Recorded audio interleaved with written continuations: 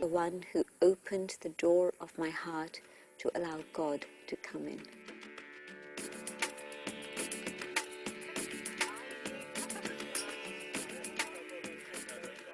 It happened in the first week of April in 1968, which date out of that first week I can't tell you, but it happened.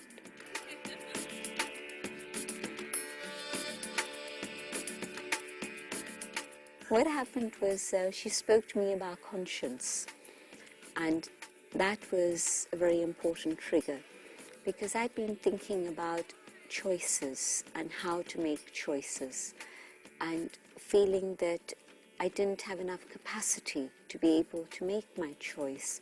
Permissive society, Western traditional society, Hindu society, I didn't know which way to go.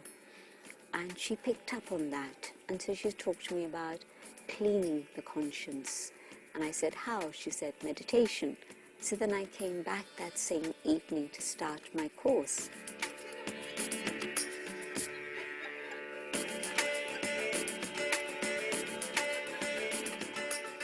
So the first day was the awareness of the soul, and I felt as if I was flying home, I wasn't walking home. And then when she gave me that drishti, it lifted me into another realm and gave me that experience of connecting with God's love. And she is the one who opened the door of my heart to allow God to come in. What a sentence to set the living Zoom experience. So very, very warm welcome to everyone. I'm Eric in Montreal, Canada. It's really my fortune to welcome with a very, very warm heart our dear sister Jayanti. So welcome, dear sister Jayanti. So happy that you're going to join us for the next hour. And this beautiful sentence, she's the one who opened the door of my heart to allow God to come in. Now you're going to have an experience, Sister Jayanti, because the door of your heart is open. And there's about 100 people who are going to just walk in. And so I think we're all going to walk into your heart and discover or rediscover the beauty of your heart. We know it's there. And it's really wonderful that we have this chance to spend an hour with you. And I know that many are listening to in the region, so welcome to the Americas and the Caribbean. Many of you may want to pay attention to the translation, so you can choose your language as usual in the bottom of your screen and check for the translation. Sister Jayanti, we wanted to have a moment with you, and your inner heart will become a living Zoom, a living room where we can all sit together. So I'd like to propose to you to imagine a scene where you are in Daddy's room, maybe. It's very intimate. You're recognizing close to you very, very good friends. I hope I'm one of them. Very old friends, some of them that you've been knowing for a long, long time. And imagine we're all very, very close to you with social distancing, maybe a little bit, but close enough. And it's an intimate gathering of your friends. And what we were hoping to do for the next hour is to listen from you in terms of your own spiritual journey. You shared a lot about Daddy Janki's amazing life in the past few weeks, few months. And we wanted to know a little bit more about your own personal experience in your life with Daddy Janki and after Daddy Janki in the past few months as well. So are you willing to welcome so many people in your heart? Yes. I don't come alone. This is on behalf of the whole Americas and Caribbean, a magic flower from the garden here. And it's a Zoom flower. So it comes to you. And oops, it is now in your heart or somewhere near you. Magic. So welcome again. And if we were to go back to this amazing experience, she gave me that drishti, and it lifted me to another realm and gave me that experience of connecting to God's love. I mean, what a start in your spiritual journey. Take us back a little bit to this moment where you felt that something completely unique was happening to you. How did you deal with this lightning coming into your heart? Om Shanti to Eric and all my dear sisters and brothers, and especially Gayatri and Anjani, who had the inspiration to make all this happen. So, yes, many, many years ago, at that moment when I had that drishti from Daddy and her words of wisdom, it opened another door and it made me realize that there was a whole world that I hadn't yet explored. And so that was the motivation to start me to take the course, because I thought anyway, well, these are Brahma Kumaris, but I don't know exactly what they're talking about. And when I understood the knowledge of the soul, that was really a magic key that unlocked many things for me. And I realized that I had my own destiny in my hands, and I could choose whichever direction I wished to go in. And that was very powerful, because in my heart I'd always felt that I don't want anyone else to dictate my future or my life. I want to be in charge of my own life, my choices, my decisions, and be able to go in the direction that I want to go in. And so understanding the soul and understanding then gradually later on God, I recognized the fact that truly it was in my own hands. So it was like freedom being offered for me. And it was very beautiful. And I don't know if, just before we move on, if there's any way we can hear you a little bit more. I don't know where your mic is, or if there's any chance we can make the mic a bit closer, or your voice is quite distant. So I don't know if someone is next to you and can manipulate the mic, or is that okay? Yeah, I'm sure. We'll try and make it a bit louder. Yes. Okay, is it better now? Someone is working on it. I know the sound in the heart is very soft. You may be speaking like Baghdada very soon. So, so gentlemen, was there at the beginning, we'll not stay too long in the early days of your Brahmin life, but I was just curious, was there any time you were a little bit scared of leaving behind, you know, a Western lifestyle, your university, your friends, I mean, Kali Yuga is Kali Yuga, but in London at that time, it wasn't that bad. There was good things going on. There was good movies being made. The Beatles were singing. You know, some good things were happening. Were you not feeling sometimes you may just lose something? I was very fortunate because I had been transplanted from London for a short time to India. And then being in India in that atmosphere, although India was later on, of course, to become very, very materialistic. But at that time, in 1968, India was still more sacred, more holy in a sense, with a lot of love for God and people around me expressing that love for God as a very natural part of their life.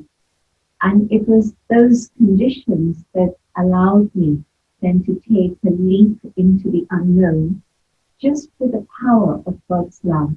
It was such an amazing experience of taking God's love that it blinded me to everything else. I wasn't interested in all the things that London had to offer. It was very far away from my awareness. And so in that early period, there was absolutely no trace of any question or doubt or fear. This was my life. This is what I was going to do. And a few people tried to dissuade me, and my father was very kind and he gave me enough space to be able to make my own choice. Anyway, if you think you missed anything, many of us can tell you what you missed because we were there. So before we continue, Sister Jayanti, we still have an issue with the sound, and many are commenting on the chat that they can't hear you properly. And I'm just wondering if you have a technical person with you, it might be that the selection of the mic is not proper and they may be selecting a mic from next room or a mic from somewhere else, because we hear you as if you are further than London. It seems you're really somewhere in Shantivan near the kitchen. No, we don't hear you at all. So I see they have a big boom.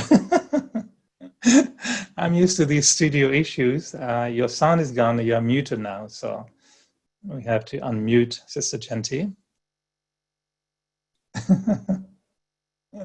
You're speaking from ether. Okay, Okay, now let's try again. So better now? No? it's a little bit strange. It's a bit far away, but let's see. We continue, and then I know the brother or the sister with you will try very hard if they can check on the Zoom account, see what they can hear. Okay. Oh, that sounds like something happened. Okay. Yes, all A right. few magic buttons were touched. Very good. Somebody touched the right button, so it's happened.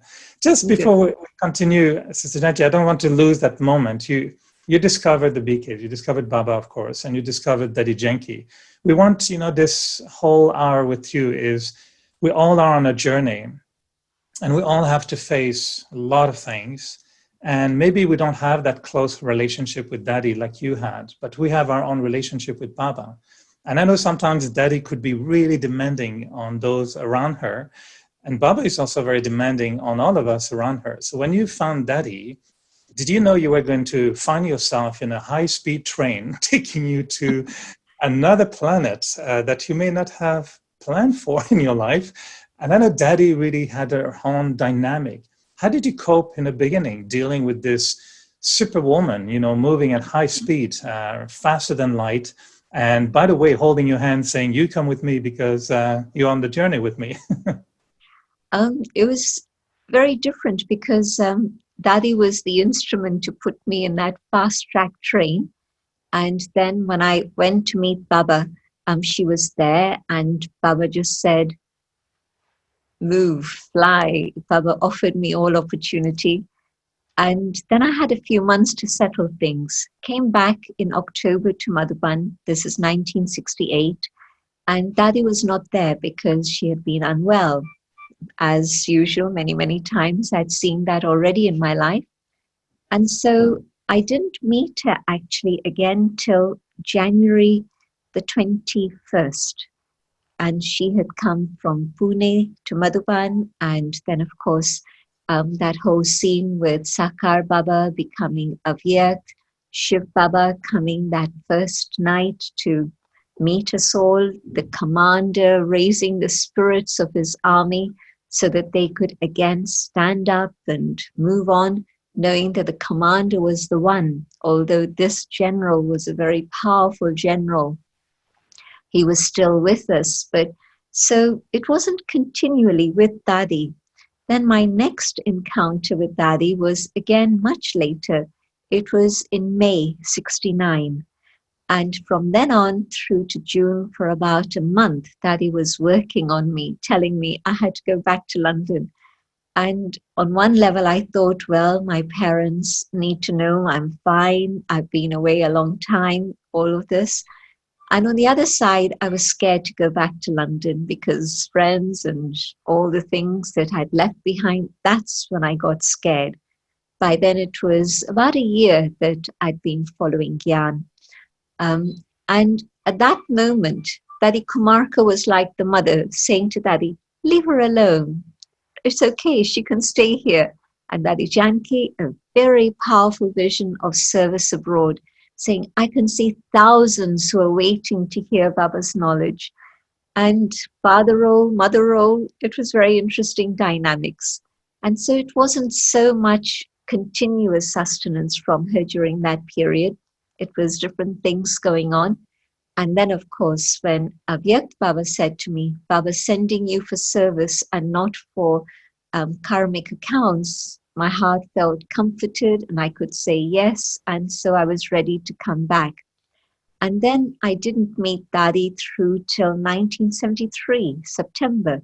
So that period in which I was in London, and there was on one level very little happening, but Daddy Kumarka played a major role at that time.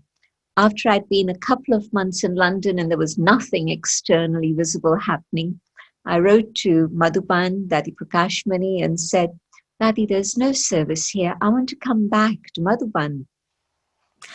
And Daddy Kumarka's reply was iconic, classic.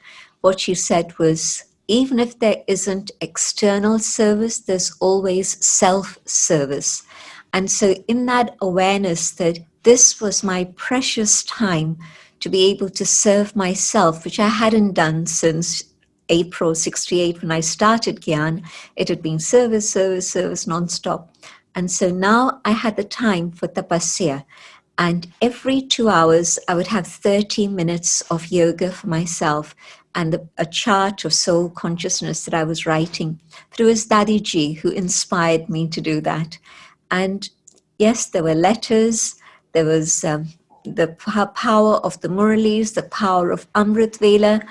And after this 1 year of tapasya, this personal tapasya, the door of service opened.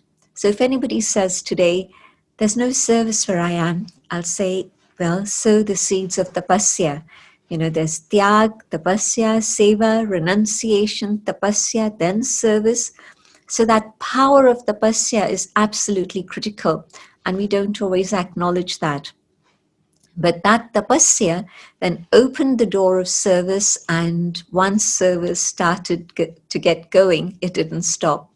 And then a few months later, again, Daddy Janki's role, she suggested to the delegation who was going to America, why don't you stop in London? And magic happened with the delegation, and the first center outside Bharat opened in October 1971. So next year we are celebrating 50 years of London, UK, but also the delegation coming abroad. So world service opening up in a big way, because wherever they went, seeds were sown in a very powerful way. So Daddy has been in and out of my life all the way through till 74 when she came to London. Then from 74 till 2005, basically London was her home. And 2005, it was July, and Daddy Gulzar was phoning her. We were just outside Durban at a retreat place where the Call of Time dialogue was happening. And I could see from Daddy's face and her responses to Daddy Gulzar that it was time to say goodbye to Daddy. And sure enough, just a few hours later, we were able to arrange the transport for her, and she was off to Madhuban. And Gayatri was there, Judy was there, and we knew that it would be a different role for Daddy, because she came to settle in Bharat. Daddy Prakash Mani's health was becoming fragile. And when I said to Daddy Gulzar on the phone, Daddy, can Daddy stay here just 2 more days? And Daddy Gulzar's answer was, Baba has said she has to come now. How can you say no to that? And so we carried on with the dialogue, and we knew that the chapter had changed, and Daddy's home from then on was Madhuban Shantivan. So that was a very momentous change that happened. But between that period, 74 April through to June 2005, those were the years when it was constantly with Daddy. Thank you for giving us that frame, because it's exactly, what we want to now explore is this time that you spend with Daddy in a very, very close relationship, those more than 30 years in London. And that's when many of us came into Gyan, and we saw you always glued, with Daddy. I mean, it's rare that we would see Daddy without you being next to her. Those moments, and I'll come back later on to, your journey without Daddy. But when you were in that kind of, high-speed train, being hit by the spiritual comet, asteroid who hit UK at the time, how did you, just give us maybe 1 or 2 short story of what you feel could be moments in your relationship with Daddy that really impacted you tremendously forever? There was, of course, this beginning lesson, the first lesson, but in those 30-some years, being so close to Daddy, was there a few moments that you can recall that really kind of were turning points in your spiritual journey, either pushing you to I don't know, see yourself differently, or challenged you in a way that you thought you would just, blow up, and then finally came to major realization? Maybe 3 short stories if there's time. Shall I share 3 stories Yes. with you? Yes. Mm-hmm. One was coming back with Daddy immediately in 74, and there was an exhibition in Regent Street, big place in London, an exhibition in Oxford Street that I had arranged before I'd gone to India. And now we had Maharathis from India to support us in all of that. And I thought I knew how to reach the people out there in London. And so when different ideas were churning around, I would say to Daddy, Daddy, it really should be like this rather than like this. And Daddy wouldn't support me. Daddy would support others who were around me at that time and say, yes to this one, yes to that one. And I was a bit miffed. I must say I wasn't very happy in myself, because I just wondered what was going to be the outcome of all of this. And I would say to Daddy, but it shouldn't have been like this. This is why this happened. Go to Daddy with all sorts of, today I would say, baby stories. And Daddy was totally immovable. And then she sat me down and said, do you know the respect that Sakar Baba gave to these souls? And I have to give the same regard to each and every one of them. And I realized that Daddy was never, ever going to listen to any stories that I went to tell her or anyone else went to tell her.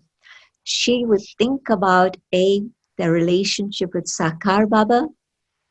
She would think about their relationship with herself on a long-term basis, and would give an answer, not just for me, but for others too. So that was a really momentous discovery, that Daddy was not into listening to any tales about anyone, especially those whom she respected in the way that Baba would have respected them. So that was a big eye-opener for me. And I gradually, it took a little while, but I gradually learned to understand where she was coming from and why she had to keep that place on higher ground. It was very, very important. And a second turning point was every morning we would have Amrit Vela, and this is before we started having Amrit Vela in a house next door, and that had become Baba's room with a translight there and everything. This is just before that period. And this would have been around December 74. And we'd sit with a cup of tea and she'd tell me her hopes and aspirations for service, for the world, sitting in this tiny little room. We had 2 rooms in an area of London that wasn't so brilliant at that time. It's now developed. And she would share this vision of world service, this old lady in this tiny little place, but the mind was unlimited, touched by God. And she shared with me the story that she saw this family standing, and it was a dream that she'd had the night before. She saw this family standing at the top of some stairs that were very elegant. And it was a beautiful family. It was a beautiful home. And it was as if they were ready to welcome Baba into their heart and into their family. And she saw me walking up those stairs, and there would be service in a big way. And after that, that dream that Daddy had had and she'd shared stayed with me for months and months. And when I'd go to visit people in their homes, because we had lots of invitations to do things in other people's homes at that point, I would look for that grand staircase. I would look for that family waiting, and I wasn't finding any. And I didn't say anything to her, and she didn't complain to me, well, why haven't you found that family yet? But it was something that stayed in our hearts. And guess what? When I came to Guyana in December 1975, I arrive at Uncle Steve's home. Auntie Betty is with me in the car. And we get out of the car, and it's been an hour's journey in which he's basically taken practically the full course because he was asking such pertinent questions. At the bottom of the staircase, I see this elegant staircase and a family waiting with a lot of love, even though it was 4 o'clock in the morning. And her dream was now being realized. And of course, when the first opportunity I had to connect with her on the phone, I told her, Daddy, you remember that dream? It took 12 months, but now that dream is actually a reality. And this is a family that's waiting for Baba to come into their home and heart.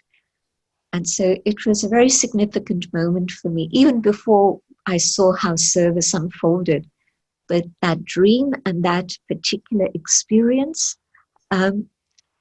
I knew that, of course, there was love for Dadi and all of that, but I knew that Baba was using her in a very specific way for world service. And of course, Uncle Steve, Auntie Betty, and the family became instruments for opening the doors of service in Guyana, in Barbados, in Trinidad, in Suriname, New York, and even in Paris. Amazing service that those souls have done. A third significant moment was, again, more of my own realization. There was one particular individual who was visiting London, and I shared with them the program and the caution we needed to have. This was in the early 80s. And we just acquired Baba Bhavan. It was a beautiful room laid out to welcome high-level people. And I shared with this individual what I thought should be the format and why we'd created a format in this way. And through the evening, my heart really sank into my toes. I wasn't wearing shoes, otherwise my heart would have sunk into my shoes. But it sunk to my very toes. And I was very distressed internally. And everything that I'd suggested had been discarded, and different things were happening that I felt very uncomfortable about. And I came upstairs, and I didn't want to be part of the dinner or anything, which was happening later after the event. And Daddy knew that I had been upset. And by the time she came upstairs, it was 11 o'clock at night, but I hadn't been able to go to sleep. And I said to Daddy, I don't think I want to go to Bharat again. And she looked at me and said, after a few moments' pause, why do you want to discard your own fortune because of one individual? I didn't reply, but the answer stayed with me. And I realized that it's true. Why should the behavior of one individual cut me off from my fortune of Bharat and Madhuban and all that that stands for? But it had impacted me that deeply. And so those words, just that one phrase, why should an individual stand in the door of your fortune? Just go beyond whatever it is that's happened and see the bigger picture. And today when I was reading Baba's Murli about not sulking, not getting moody, I remembered that scene that if I had allowed myself to stay stuck in that position, nobody else would have been hurt. I would have been hurt. I would have suffered. I would have lost. And so Dadi's timely choice of words, she didn't give me an instruction. She just gave me this one comment and left me to churn it for myself and understand the significance of that. So yes, Baba put me under the canopy of Dadi's protection and Baba's protection, of course, in a very, very powerful way. And all along the journey, of course, many, many other experiences. But Dadi being the bridge to make sure that there was an understanding to whatever extent of both sides, Bharat and the rest of the world, I don't know how many people are aware of this, but Dadi's deep loyalty, not only to Baba, but the main yagya in Madhuban in Bharat, was etched into her heart, and she made sure that anyone who came close to her would have that same love and sacred feeling, holy feeling for Madhuban.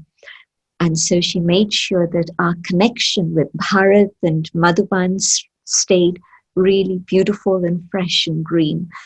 She would feed us many stories about all the souls in Madhuban. She would tell us stories about the Yagya early days and Dadi and all her friends and Baba and Mama, so that we would be connected with the roots of the Yagya, because the roots are the foundation. And so if there's anything we can do today to help souls come closer to Madhuban, the Yagya, to Baba, Mama, the ancestors, it's not just history, it's our story. Not just their story, but our story that can connect us absolutely with what Shiv Baba had come to establish, the start of the foundation of the new tree, the new world. Thank you. How did you cope with this? Because you mentioned, okay, these were kind of turning points or so, and yes, I never heard some of your experiences, and very powerful, impactful, but what did you do afterwards within yourself internally? I know that Jayanti could be like a massive pressure cooker sometimes on the spiritual level, and she doesn't give you a break. I mean, you keep cooking all the time, one lesson after another. How did you cope with digesting those turning points, those experiences with her in your own personal adjustment? Because yes, it's an inspiration, but you still had to I mean, I can't imagine you distressed for too long. I don't know how many times you got distressed after that, but I'm sure that, you know, your own personal stuff must be boiling still within yourself. And how did you integrate these lessons in yourself in the pressure that was always around you with Daddy? She doesn't give you time to rest, right? Or basically, she kept going, and she kept everybody else going too, very powerfully. But there's another image that Baba sometimes uses, and it's an image that Dadi would often use. And so I was very aware that this is what was happening. Baba gave the image of the sculptor and how the sculptor has a chisel and a hammer. And did you feel like the statue? It really felt like that here's the stone or marble or whatever it is, and the one who's creating that statue has this vision of what there is that's going to come at the end. And the vision that the sculptor has is something that only he has, and the stone doesn't know, but he hammers away, he chisels away. And what's coming out is that all the useless bits are falling apart, and the statue is beginning to take shape. And finally, it's that statue that is a beautiful one. And so Dadi would say, Baba tuk tuk tuk tuk kar raha hai.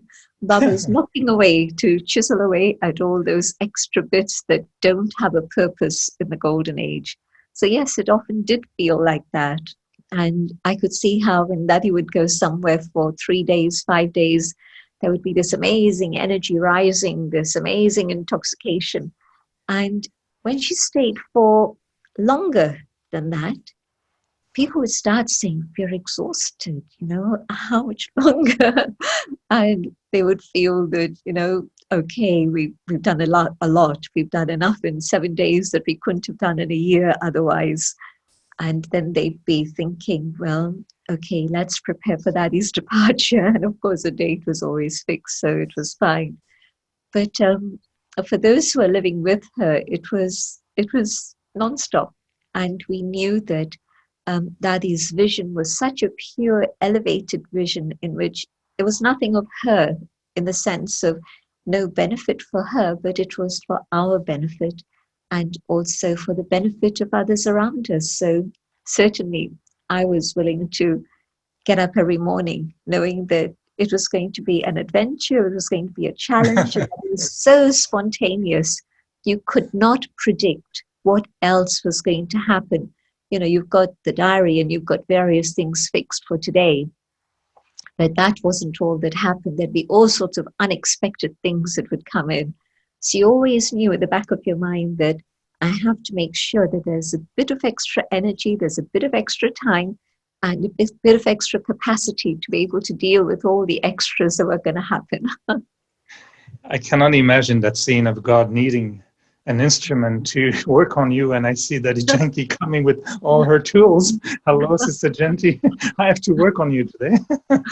Must be something. But didn't you feel sometime, and I'm saying this because I know you must be wanting to speak more about Daddy and about Baba, of course, so it's hard to bring it back to you again. But for us, you know, Janti Ben, to see you in your journey is an inspiration for us to see us with Baba shaping us as well. So that's why I'm insisting on going back to your own personal experience, because sometimes it must have been a little bit too much, isn't it? I mean, I've had a few, very, very few encounters with Daddy Janki.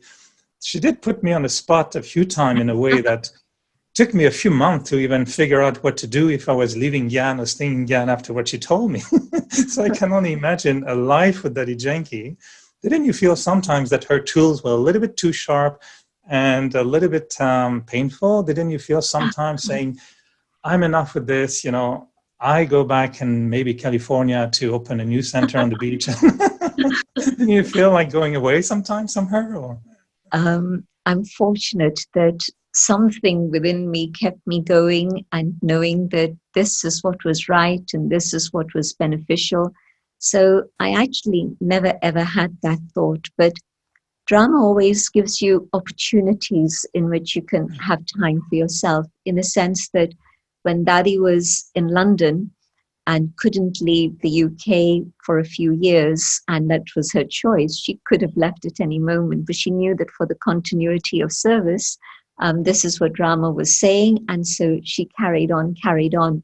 So I went to India several times in that period, and that was beautiful because India was then just love, no one knocking away at me, and Didi and Dadi. And a beautiful thing about Dadi Janki was that she would inspire us to take benefit from everyone, tell you about Dadi Ji's specialities, Didi's specialities, Dadi Gulzar's specialities, so that your heart connection was not just with one, but with all of them.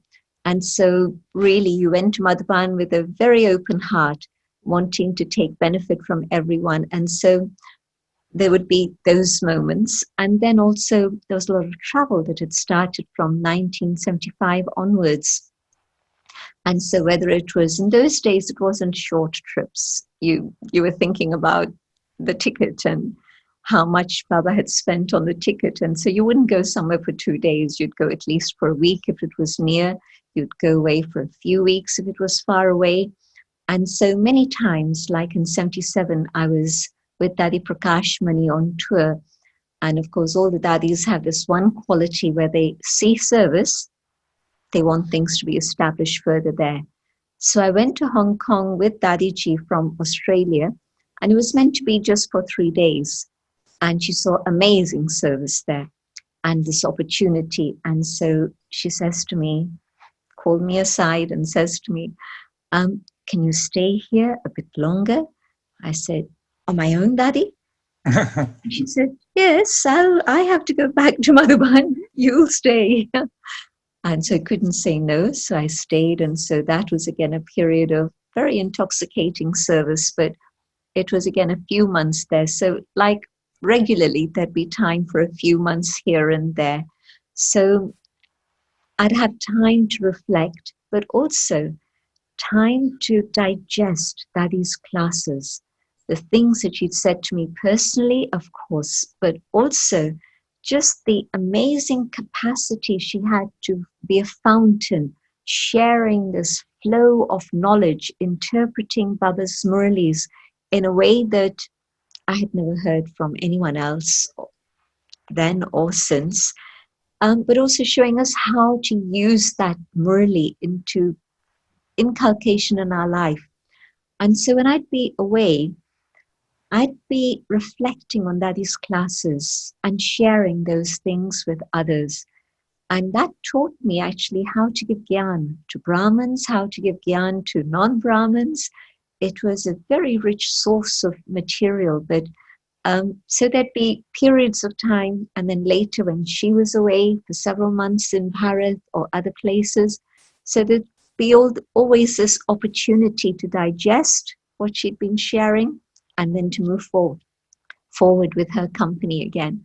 So I think for all of us, many of us would say that we've been raised on Daddy's classes together with the Murli, and certainly that's true for me. Her classes gave me clarification, insights, and showed me how to. She would go into the detail of how to reach a particular stage.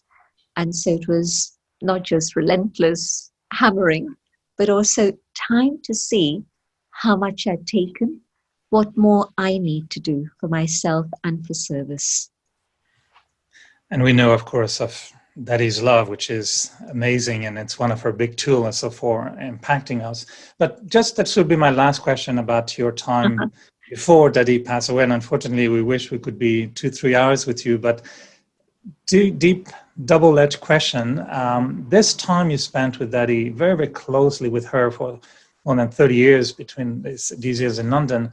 Two things is, how did it teach you to deal with pressure that you may have found? And I remember a few times when I saw you with Daddy, when it feels she was really asking you a lot and a little bit too much based on your health issues, on your time schedule.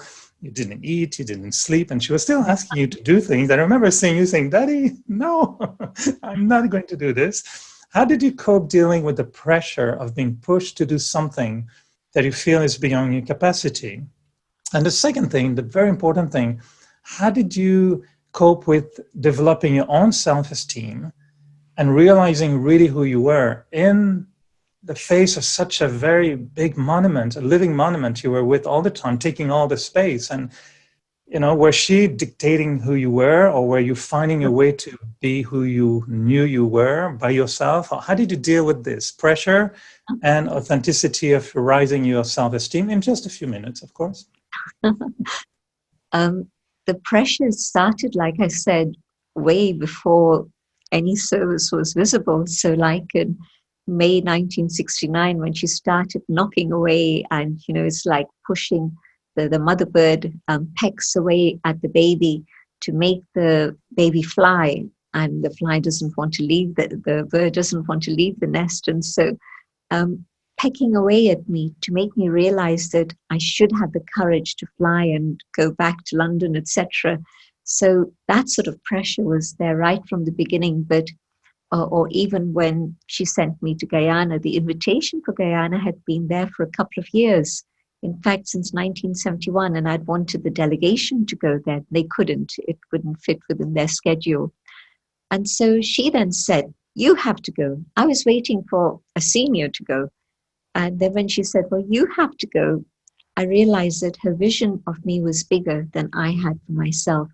So the pressure always made me realize that her vision was always a few steps higher than I was at. And so it was the incentive to move towards fulfilling that vision.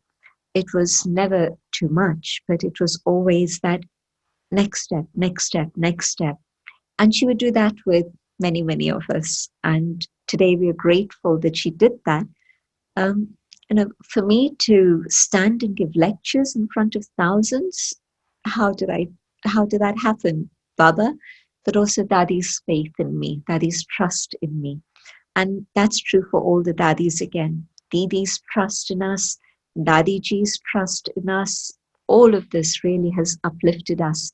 So today the translation for now, today I see how if I can have trust in another, someone who maybe doesn't have that trust in themselves, but I can see that here's a potential, and Baba's going to be helping them. If they have the courage to say yes, Baba will give help.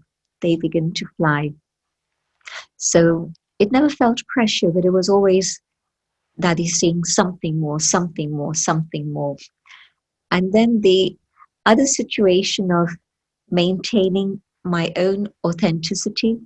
Like I said, there were long periods, whether she was away or I was away, when there wasn't that constant connection. And yes, of course, wherever I went, they'd feel that here's a messenger from Daddy, because Daddy would fill me with treasures and say, okay, go and share. So there was always that connection, but I knew that it was me and Baba at that moment. I knew that I had to maintain my own awareness of my role as an instrument, with Baba using me at that time.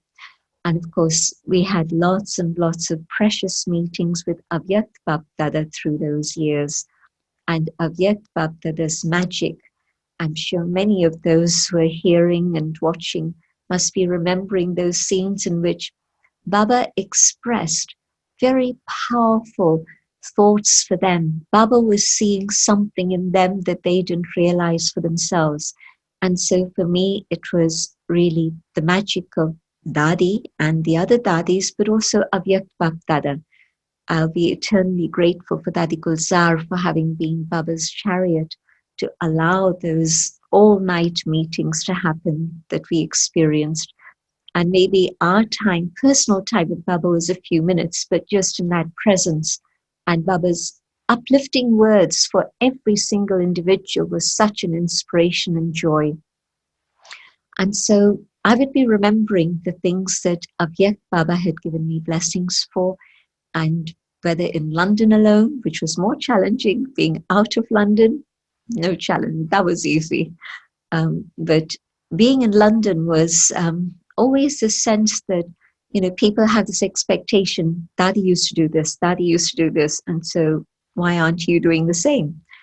And Daddy Prakash Muni had said something that was stuck in my head, and I'd quote that back at them. And when Didi Manmoini left, 83, then Dadiji was asked the question, Daddy, are you now going to play the role of Didi and Daddy? I was there when she was asked this question, and it was in the big Om Shanti Bhavan hall, which was new at that time. And Daddy was very firm. And she said, Didi was Didi. I cannot play her role. I will do what Baba wants me to do and what Baba wants to do through me. So I thanked Dadiji from my heart for having made me understand that. I don't have to step into anyone else's shoes. I can't anyway. It's not possible. It's just not possible. But nobody else should have that expectation also. And if I'm clear about who I am as Baba's instrument, I won't accept that somebody puts that demand on me. I'll be stable in my awareness of who I am, and whatever it is I can do, I'm ready to do. But no, you can't expect me to play that role. That role is that unique soul special role. And so, because it wasn't just now that this expectation was being imposed, it was way back when Daddy started to travel. And so having been here for 4 years, and then suddenly she's gone for some months and in and out always after that. So there were many people who say, oh, well, Daddy used to give me time every day. And I'd say, I'm glad you had that fortune, but I'm sorry, I can't do that. Somebody says to me, Daddy used to give me an hour. I say, well, just count your blessings that you had that. But I'm sorry, I can't do the same. There are many other things that I'm also expected to be doing, and I have to get on with what I can do. So it's been a gradual learning. I'm grateful to drama that drama teaches us at every step. And so when Daddy started to travel and was away for long months, then it was challenging, but it was a training.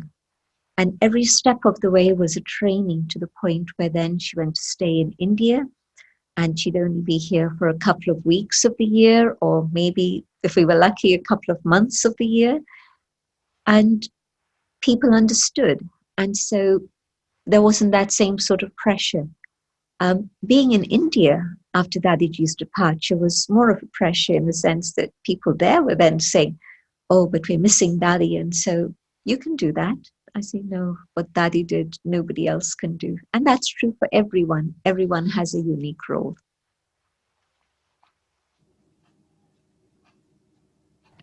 I'm sure you must have had a lot of pressure for a long time in shaping your role and finding yourself, what role you're really going to play. I mean, pressure from Baba, pressure from Daddy, and all of us. I mean, we've been seeing you, and every time Sister Jayanti arrives, we expect, of course, so many miracles.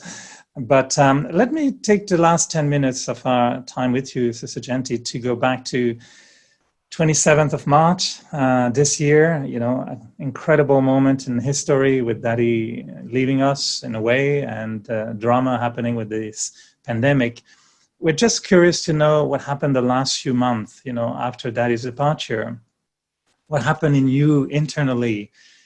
Your life must change. I remember very clearly seeing pictures of you being, shared on the internet about you arriving back to London, and after your time in India recently. And I've just felt, when I saw the pictures of you greeted in London, this is not going to be like before ever. Your role is changing. Daddy not, being with us is definitely very, very different. We're just curious to know what happened since this 27th of March, and how have you been coping with your own personal feelings with Daddy, but also how do you deal without Daddy in a way, without having Daddy all the time to consult and to refer and to ask? How is it happening for you for the past few months, if we may ask? Being in India was very, very helpful, because then it meant that I was there in Shantivan, in the place in Shakti Bhavan where she had spent so many years of her life. I hadn't spent more than 2 nights in Shantivan except during the NC meetings over the last few years. But apart from that, and that will be 5 days, and 5 days finished, and we'd all fly upstairs again to the mountain. And so to stay in Shakti Bhavan for that stretch of time, all the way through from 27th March, literally, through till the 12th of July, many months, was a very different experience for me. And it was very healing, because it meant that I was seeing the people. First it was 3,000 people in Shantivan, then gradually everybody was able to travel and go, and then it was about 1,000 in Shantivan. And I began to feel that these souls have taken so much from Daddy, and they would come to Shakti Bhavan, and we'd have meditation in the evening. Sometimes there'd be time for chit chat. Sometimes they'd go off for something else. So it was a very healing time. And then immediately Daddy's departure, then so many interviews, so many classes, and always the theme was experiences with Daddy, memories with Daddy. So it was like a rewinding of all the things that I had learned from Daddy over the period of some weeks. Then after some weeks, then that finished and things changed. And I then began to see the rest of Bharat, and how Dadi had given so much sustenance to the Shantivan Nivasis. But the second group was to all the teachers from all over Bharat. And I have to acknowledge Hansaben. Hansaben had taken Dadi to far away corners where no other Dadi had gone in Bharat. Dadi would say to her, don't say no to anyone. I want to be able to fulfill everybody's thought. If they want me to come, don't say no. And so she would organize it in such a way that there would be a few days away and then Madhuban. And of course it was locked down, so they couldn't come to Madhuban, either for the funeral or any other ceremony. And so I'd be having Zoom classes with them, and many of the teachers would then express their feelings. And I found myself in the position of telling them that, well, yes, you're missing Daddy, but there's another step beyond that. Just see the legacy that Daddy's left us, and just feel the fortune of what you did take from Daddy. So, when you're the physician trying to heal another, the first thing that happens is the physician is healing himself. And so it was a little bit like that. And I knew that everywhere was locked down, so there was lockdown situation in London also. And so it wasn't that there were many things happening on an external level. I knew Zoom classes were going on. London was very good. They were staying in touch, and I was participating in the meetings and preparing for lockdown, through lockdown, and then the gradual opening up after lockdown. So there was a constant flow of information from here to there, from there to here. So I felt part of everything. And then just before Rakhi, I was planning to come a few weeks later, but I'd forgotten I'd have 2 weeks in quarantine. So then I had to factor that in, and my date for departure from Madhuban suddenly came much earlier, 2 weeks earlier than I'd anticipated. And so the last few days were pretty hectic, but it was important to come back, and quarantine was good. Isolation in Baba's home.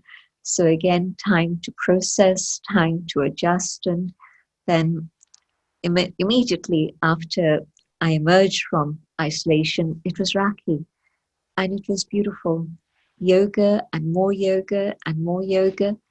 And so drama has been very kind. Today Baba said drama is accurate. Today I would also say drama is very kind. It prepares us for whatever is to come. And so my first encounter with London, the environs, the UK, was at Rakhi. And it was a very beautiful experience, just connecting with Baba, feeling Dadi's presence very much for Rakhi. She was always there with us for Rakhi. There were very few Rakhis that she wasn't there with us for London. But it wasn't a sense of missing. It was a sense of her presence in the angelic form, still supporting all of us. So that's the experience up until now. Now with lockdown eases and again clamps down. And I thought I'd be starting travels at the end of September, but the plans were to go to Iceland for an interfaith conference with UNEP, the environmental program of the UN, and Iceland was hosting that. And suddenly, yesterday, now there's 2 weeks quarantine imposed on Iceland by Iceland government for anyone coming in. And so the organizers have now changed it to an online conference, which is fine. So Iceland is fine about it, and I'm fine with it too. So I'm seeing that the uncertainties of today's world, you cannot plan anything in the way that you think things are going to happen. Anything changes any moment, and you just have to be ready. Baba, drama, the dadis, suddenly has been the mantra, which has been the mantra for preparation. So this is now that time where everything happens suddenly. So it's not that Daddy's leaving has left you a sense of emptiness or lack of a friend. You're not looking for new friends. If you are, I mean, I'm available anytime. I'm sure many will be very available to give you some company if you're missing, if you're feeling you're missing something. But the last little question before we let you go, has it changed something in your relationship with Baba? The fact that you don't have Daddy's presence physically, the role changing, this whole situation. Do you feel your relationship with Baba has been impacted by what you went through the last few months? Yes, I think it's now actually stronger, because I know that this had been what Daddy was preparing all of us for. You know, how often did we see Daddy Prakash Mani point a finger upwards, Daddy Janki point a finger upwards? And so they know, Baba knows, there has to come a moment when all the external supports fall away in terms of human beings, and however much you've taken from them, you've taken. And it's beautiful and it's powerful. And it's not that you're going to forget it, but you know that ultimately it's you and God. And so you have to develop such an inner connection that you know that God is with you and God is going to take care of you and protect you and look after you. And so definitely there is that awareness. And so it's become stronger since Daddy's flight. And the other thing is that I know that Daddy's in a place where she's now more comfortable. That old fragile body was really, really falling apart. And she held on to it so that then she could continue this role. But it was also right that she decided that this chariot was not worthy of doing any service in the way that she really wanted. And so she flew away, and it was right that she did that. And so the heart feels comfortable that she's in a place where she's more comfortable now. And Baba's definitely with us. And in every Murli, Baba's guarantee, no matter what challenges come in the way, no matter how much they try to rock the boat of truth, but Satyug is going to come. We are going to go home. And maybe for the scenes of drama, probably faster than one could have imagined. And so all of that is now time for preparations for our journey, but also time to be able to complete the task of establishment. And thirdly, and the task of establishment is not just sharing God's message with the world, but the bonds that hold us together, to make sure that they are of that quality, which is the quality of Satyug. Whatever connection we have had through the whole cycle, and of course we are connected through the whole cycle, now at this point, what we have to do is refine all of that so that our sanskars are Satupradhan, our relationships are filled with that quality of Satupradhan, love and sweetness and goodness and truth that will exist in Satyug. So the message to me with Dadi's departure and Baba's Murlis at the present moment is very much this. Sister Jayanti, you've been very, very generous of your time. I know you give us an extra 7 minutes, so we'll use the last 5 minutes for a little experience with you. I hope you didn't mind that I see about 250 of us walked in the living Zoom of your heart. And I'm sorry we couldn't even offer you some tea. We could have given you some respect tea, beauty, brother tea, sister tea, drama tea. We have so many tea we could have served you to make you comfortable in the living Zoom. But thank you so much for this moment. I know it's just a little opening in the heart to take benefit from your own experience. And we really are very, very grateful that you accepted to share that with us today. I know we have a very dear Sister Mohini also listening online, and I think on her behalf, on behalf of all the brothers and sisters of the Americas and the Caribbean, we can hug you through Zoom. It's a very Mariada approved experience. In the Sata region, we, embrace you with our heart and our love and, our gratitude and respect. So for the next few minutes, we just would like to make you be with us again and meet through the eyes. So we'd love you to share a bit of a drishti during a beautiful song that we know you love very much. And after that, we'll show you the whole region that will wave to you to give you goodbye. So let's have a few minutes of remembrance, and through the doors of your eyes, we'll also enjoy your company. Thank you to you and to the whole family.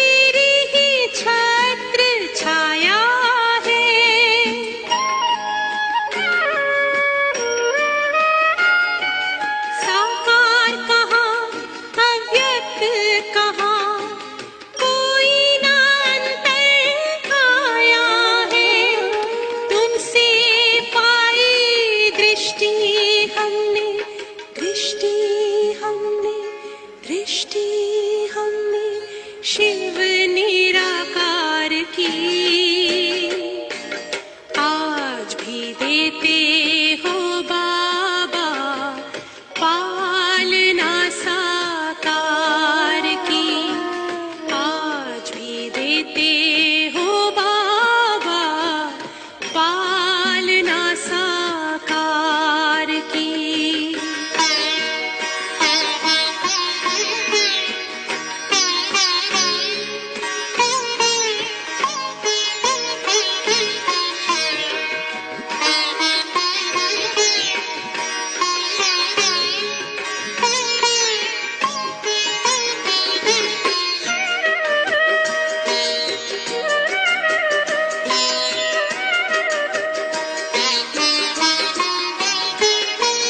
साधना और शिक्षा वही है मधुबन की हर रीत वही Thank you again, Sister Jayanti. And now we'll try to show you the whole family. They are all, yes, please go ahead. I just want to say a big thank you to Mohini Ben for having been the one who's inspired so much to happen through not just the Americas, but across the whole world. So Mohini Ben, thank you from my heart.